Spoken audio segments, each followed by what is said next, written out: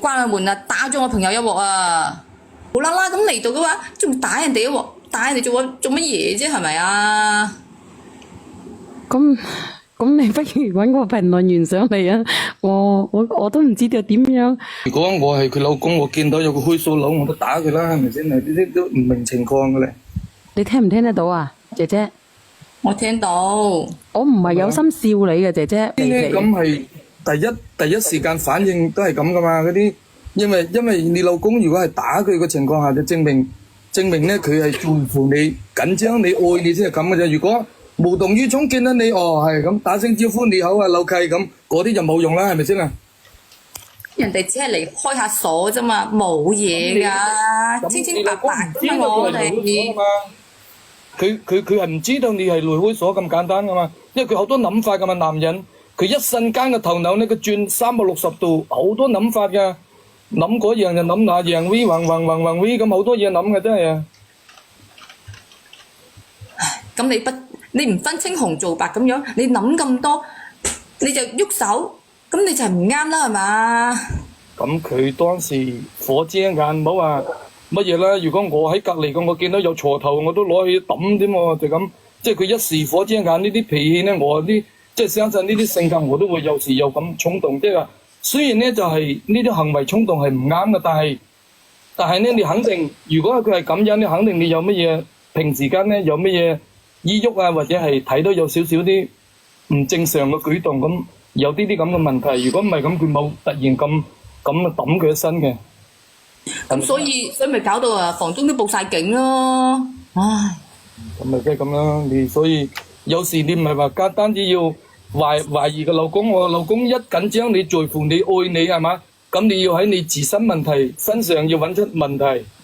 如果你揾到自己冇問題咯，你先至同佢講解釋。如果你本身你自身揾到有佢誤會啲問題咁就好啦，咁就好難噶嘛，係咪先啦？咁佢肯定會有衝動嘅，因為人都唔係話聖人，個個都有呢啲衝動行為嘅。佢又講句唔好聽，佢有時好多話錯手殺人就因為呢啲問題啦，就唔係話佢個本身係想嘅，係咪先？即係佢有時一時衝動咁，佢當時嘅諗法唔係咁噶嘛，當時嘅諗法諗住佢同你肯定有警棍嘅，佢個心咁諗嘅。嗱，好多群眾連上嚟嘅都係男群眾嚟嘅，你可以聽聽人哋嘅意見。啱先咧，我知道你好唔開心，因為你見到我笑，係咪先啦？咁作為一個旁人咧，我係忍唔住，因為我對於你呢個故事咧係好曲折離奇嘅，因為唔符合邏輯嘅。咁啊，我同我朋友係冇嘢噶嘛，我哋乜都冇。我知道好冇嘢，但係咧，你可以令到我哋所有人都會覺得咧，好似有丟丟嘅。冇錯啦，啱啊！即係你係講係覺得冇嘢，我可能。即係出發點，我都相信你冇嘢，但係你老公嘅出發點，你要企喺佢個立場諗問題。即係佢點解諗得有嘢呢？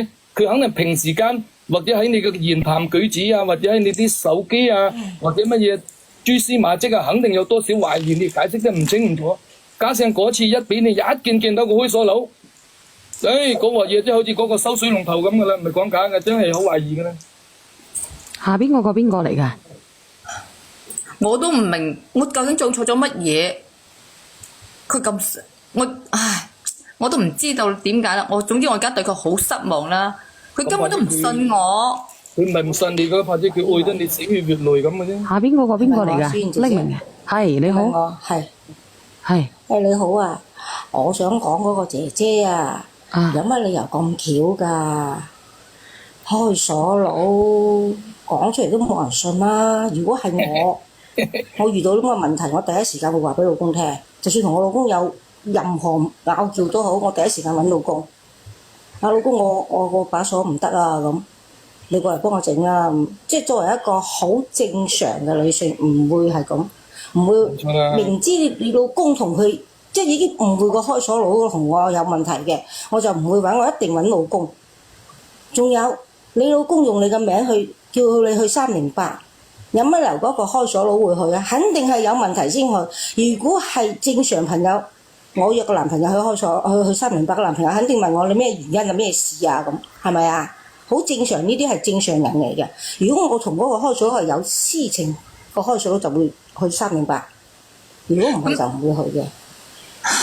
阿姐姐，你諗下係咪啊？阿姐姐，即係大家都係女。